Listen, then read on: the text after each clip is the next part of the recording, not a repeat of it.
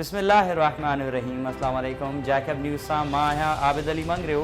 पेश आहिनि हिन वक़्त जूं हेडलाइंस। जैकबाबाद, ठुल, गढ़ी खैरो, दोदापुर, गढ़ी हसन समेत केतिरनि ई इलाइक़नि में सर्दी जी पहिरीं बारिश। जैकबाबाद में राति देर सां शुरू थियल बारिश सुबुह ताईं वक़्फ़े वक़्फ़े सां हलंदी रही। मींहुं बाद शहर जे रोड रस्तनि ते पाणी बीहजी वियो ऐं केतिरनि ई इलाइक़नि में रोड रस्ता न हुअण सबबि गप ऐं गीचड़ थी वियो। जॾहिं त मींहुं सबबि थधि में इज़ाफ़े कारण गरम शयुनि जे वाहिपे में बि इज़ाफ़ो थी वियो। मींहुं पवण सबबि सॼी राति बिजली गुम रही, जॾहिं त केतिरनि ई इलाइक़नि में 18 कलाकनि बाद बिजली खोली वई। गढ़ी हसन ऐं भरपासे वारे इलाइक़नि में बरसाति जो वसकारो। राति खां वक़्फ़े वक़्फ़े सां हलंदड़ बरसाति सबबि थधि में ग़ैर मामूली इज़ाफ़ो। माण्हू घरनि ताईं महदूद, बिजली ग़ाइब, मवासिलाती निज़ाम डावाडोल। सरव जे फसलनि कणक, जव, मटर, चणा ऐं लूसण जी फसलनि खे फ़ाइदो। ठुल में सियारे जे मींहं जा वसकारा ॿिएं ॾींहुं बि जारी रहिया। गुज़िरियल ॾींहुं हल्की हल्की बारिश थी, जेका वक़्फ़े वक़्फ़े सां सॼी राति हलंदी रही। सुबुह सवेरे खां ठुल ऐं भरपासे में थधी हवाउनि सां हलंदड़ सन्हड़ी फुहार सबबि थधि में इज़ाफ़ो थी वियो आहे। दोदापुर ऐं भरपासे वारनि इलाइक़नि में तेज़ बरसाति जो वसकारो। राति जो वक़्फ़े वक़्फ़े सां हलंदड़ बरसाति सबबि थधि में इज़ाफ़ो। सारियाले ऐं कणक जे फसल खे नुक़सानु। खैरपुर में मासूम ॿार ऐं औरत जो वाह मां लाश हथ। शाह लतीफ़ थाणे जी हद सनेड़ो वाह में लाश लुढ़ंदे ॾिसी इलाइक़े वासियुनि पुलिस खे इत्तला कयो। हद जी पुलिस पहुची लाश कढी खैरपुर अस्पताल मुंतक़िल कया। पुलिस मूजिबि हथायल लाश ताज़ा लॻी रहिया आहिनि। संदन सुञाणप अञा ताईं न थी सघी आहे। शिकारपुर में अणसुञातल हथियारबंदनि जी फायरिंग में स्पेशल ब्रांच जो अहलकार क़तल। न्यू फौजदारी थाणे जी हद निम ख़बर वटि अणसुञातल मोटरसाइकिल सवार हथियारबंद कार्रवाई करण बाद फायरिंग कंदा फ़रार थी विया। इत्तला ते पुलिस वारदात वारे हंधि पहुची पुलिस अहलकार अब्दुल हमीद संजरानी जो लाश सिविल अस्पताल मुंतक़िल कयो ऐं ज़रूरी कार्रवाई बाद वारिसनि हवाले कयो वियो। पुलिस मूजिबि मक़तूल जो पंहिंजी बिरादरी जे माण्हुनि सां संगावती तकरार हलंदड़ हो, जंहिं तां वाक़ियो पेश आयो आहे।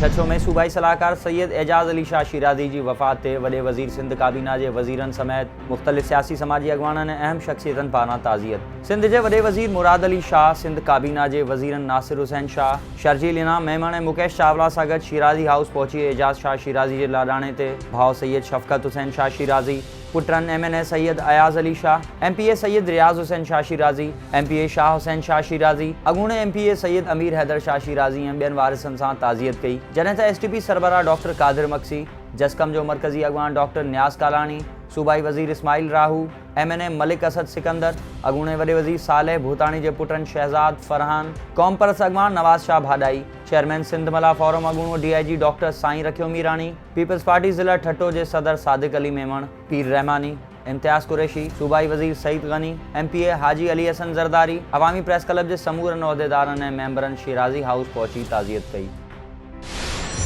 सक्कर में ख़ुर्शीद शाह आमदन खां वधीक असासा रेफरेंस केस जी ॿुधणी थी गुज़री, जंहिंमें ख़ुर्शीद शाह खे NIC विडी अस्पताल खां एम्बुलेंस ज़रिए सख़्त पहिरे हेठि एहतसाब अदालत आंदो वियो, जिते जवाबदार धुर जे हिकु वकील जे पेश न थियण सबबि अधु कलाक लाइ ॿुधणी मुलतवी कई वई, जंहिं बाद नैब प्रोसिक्यूटर तरफ़ां काग़ज़ मुकमल कराइण लाइ अदालत खां मोहलत घुरी वई, जंहिं ते अदालत नैब प्रोसिक्यूटर जी मोहलत वारी इस्तदा ते ॿुधणी 14 डिसंबर ताईं मुलतवी करे छॾी। असासा केस रेफरेंस में ख़ुर्शीद शाह, सूबाई वज़ीर उवैस कादिर शाह, MPA फ़ारूक शाह समेत 18 जवाबदार शामिल आहिनि। जन मथां 1 अरब 23 करोड़ रुपयनि जी करप्शन जो फ़र्द जुर्म लागू कयो वियो हो। इन मौक़े ते ख़ुर्शीद शाह अदालत ॿाहिरियां मीडिया सां ॻाल्हाईंदे चयो त आउं ईमानदारी जी सज़ा भोॻे रहियो आहियां। जमहूरियत लाइ शहीद ज़ुल्फ़िकार अली भुट्टो, शहीद बेनज़ीर भुट्टो पाण खे क़ुर्बान कयो, आउं बि क़ुर्बान थियण लाइ तयारु आहियां। खैरपुर में हद दख़लनि जी आड़ में ग़रीबनि जा घर, दुकान, होटल ऐं जायूं ड्राइण ख़िलाफ़ JUI जे मेज़बानी हेठि मौलाना मोहम्मद रमज़ान फुलफोटो जी सदारत हेठि ऑल पार्टीज़ कॉन्फ्रेंस कोठाई वई, जंहिंमें मौलाना मुफ्ती सनाउल्लाह जमाली, मौलाना एहसानुल्लाह गंभीर, जसकम जे अमजद अली महसर, नून लीग जे सईद अहमद बुलैदी, जमायत इस्लामी जे सनाउल्लाह जोणेजो ऐं पाकिस्तान मुस्लिम लीग जे अब्दुल हमीद शेख समेत ॿियनि अॻवाननि शिरकत कई। कॉन्फ्रेंस में हुकूमत पारां हद दख़लनि जे नाले ते ग़रीबनि जा अझा ड्राइण ख़िलाफ़ एहतजाज जो ऐलान कयो वियो। ही 5 साल है 2016 खां वठी करे सिंधी लैंग्वेज अथॉरिटी यानी बाख्तियार सिंधी ॿोली जे बाख्तियार इदारे में असां सिंधी लोक अदब जो ॾिहाड़ो जेको असांजे मौसन सिंध अल्लामा डॉक्टर नबी बख्श ख़ान बलोच साहब जे सालगिरह जम ॾिहाड़े ते असां मल्हाइणु शुरू कयो। हिन साल बि उहो ई असीं इरादो रखूं था ऐं ख़ासि करे मां हिन मौक़े ते गुज़ारिश कयां थो पंहिंजी सॼी सिंधी क़ौम खे ॾात ॾणी उन में असांजा सहाफ़ी, कलमकार, कालम निगार, अदीब, दानिश्वर हर मकतब फ़िकिर सां लाॻापियल जेके बि साझावंदा आहिनि त उहे असांजे हिन क़ौमी अदब लोक अदब ॾिहाड़े 16 डिसंबर खे भरपूर मोट ॾियनि ऐं क़ौमी अदब जो ॾिहाड़ो असां मल्हाए पंहिंजे अदब जी ॻाल्हि करियूं था। लोक अदब जो ॾिहाड़ो मल्हाए करे ऐं पंहिंजे इन लोक अदब खे उजागर करण जे लाइ हिकिड़ो ॾींहुं जेको मल्हाईंदा आहियूं उहो आहे 16 डिसंबर जो। 16 डिसंबर डॉक्टर नबी बख्श बलोच जंहिं लोक अदब ते खोड़ सारियूं उन जूं ख़िदमतूं आहिनि ऐं उन जे हवाले सां उन जी पैदाश जे ॾींहं ते असां 16 डिसंबर जो ॾियारो मल्हाईंदा आहियूं। सलाह जे मरकज़ी अॻवाननि आजिज़ रहमतुल्लाह लाशारी, गुल हसन गुल मलिक ऐं इक़बाल आदिल महर मुबारकपुर में जैकब न्यूज़ सां वीचार वंडी ॾे चयो त 16 डिसंबर ते सिंधी लोक अदब ॾिहाड़ो मल्हायो वेंदो। हिन साल हर ज़िले में अलॻि अलॻि तक़रीबूं थींदियूं। सिंध जे महान सुगड़नि खे भेटा पेश कई वेंदी। लोक अदब जी अहमियत बाबति मकाला पढ़ण सां गॾु अहम सिन्फ़नि ते वहकूं पिणु थींदियूं। आख़िर में हुननि सिंधी ॿोली ऐं लोक अदब सां प्यार कंदड़नि खे अपील कंदे चयो त सिंधी लोक अदब ॾिहाड़े खे भरपूर नमूने सां मल्हाए कामयाब कयो वञे। बिरिया रोड में तहरीक लब्बैक पाकिस्तान पारां हाफ़िज़ अल्लामा ख़ादिम हुसैन रिज़वी जी रूह खे ईसाले सवाब पहुचाइण लाइ तहरीक लब्बैक या रसूलुल्लाह कॉन्फ्रेंस कोठाई वई, जंहिंमें बिरिया रोड ऐं भरपासे जे माण्हुनि वॾे अंग में शिरकत कई। कॉन्फ्रेंस खे आलिमनि ख़िताब कंदे चयो त अल्लामा ख़ादिम हुसैन रिज़वी जहिड़ी हस्ती खे विसारे नथा सघूं जंहिं नबी पाक जी हुरमत लाइ कंहिं बि क़िस्म जी अज़ियत खां कोन कीबायो। इन मौक़े ते सैयद वक़ार हुसैन शाह, सैयद यासिर अली, शाहिद राजपूत, अरसलान मलिक, हाफ़िज़ मोहम्मद अमीन ऐं ॿिया पिणु मौजूदु हुआ।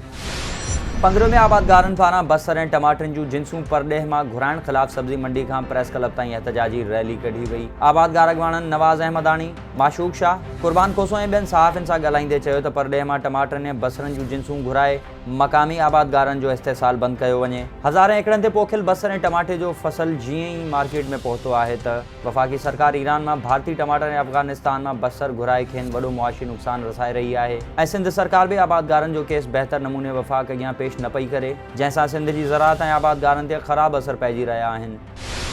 सरवरी जमात जे रूहानी पेशवा MNA मखदूम जमीलुज़्ज़मा पारां हाला ऐं भरपासे जी मस्जिदनि, मदरसनि ऐं इमाम बारगाहनि में तालिबुल मौला अकेडमी जा 300 सिंधी तर्जुमे वारा क़ुरान शरीफ़ विराया विया। इन मौक़े ते MNA मखदूम जमीलुज़्ज़मा जो चवणु हो त मस्जिदनि, मदरसनि ऐं इमाम बारगाहनि में मासूम ॿार दीनी तालीम हासिल कंदा आहिनि।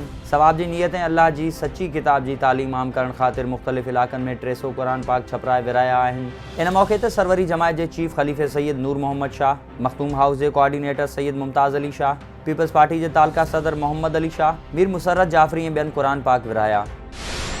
जरवार जे ॻोठ गढ़ी चाकर वासी रोड हादसे में माज़ूर बणियल नौजवान फाका कशी करण ते मजबूर। कुझु अरसो अॻु नौजवान इंसाफ़ समय जो रोड हादसे में पंहिंजी हिकु अखि ऐं ॼंघ विञाए वेठो हो। रखियल रक़म बि इलाज ते ख़र्च थी वई, जंहिं बाद नौजवान इंतहाई मुफ़लिसी वारी ज़िंदगी घारण ते मजबूर आहे। हुन वसवारनि खे अपील कंदे चयो त मुंहिंजी मदद कई वञे। ऐं बोज़ार वड़ा में फ़कीर ग़ुलाम क़ादिर पयार क्रिकेट ग्राउंड ते हलंदड़ फ़कीर प्रीमियर लीग सीज़न 1 जो 5हों मैच ॾहर सुल्तान ऐं ज़वार 11 विच में थियो। ॾहर सुल्तान पहिरियां बैटिंग कंदे 9 ओवर्स में 48 रन्सूं ठाहे ऑल आउट थी वई, जॾहिं त ज़वार 11 ॾिनल हदफ़ 7 ओवर्स में 4 विकेटनि जे नुक़सान ते पूरो करे मैच खटे वरितो। ही हुयूं हिन वक़्त ताईं जूं हेडलाइंस। वधीक ख़बरुनि ऐं अपडेट्स लाइ विज़िट कयो असांजी वेबसाइट www.jacobnewsht.com में फेसबुक ते फॉलो कयो। ॾिसंदा रहो जैकब न्यूज़, ख़बर खां हक़ीक़त ताईं।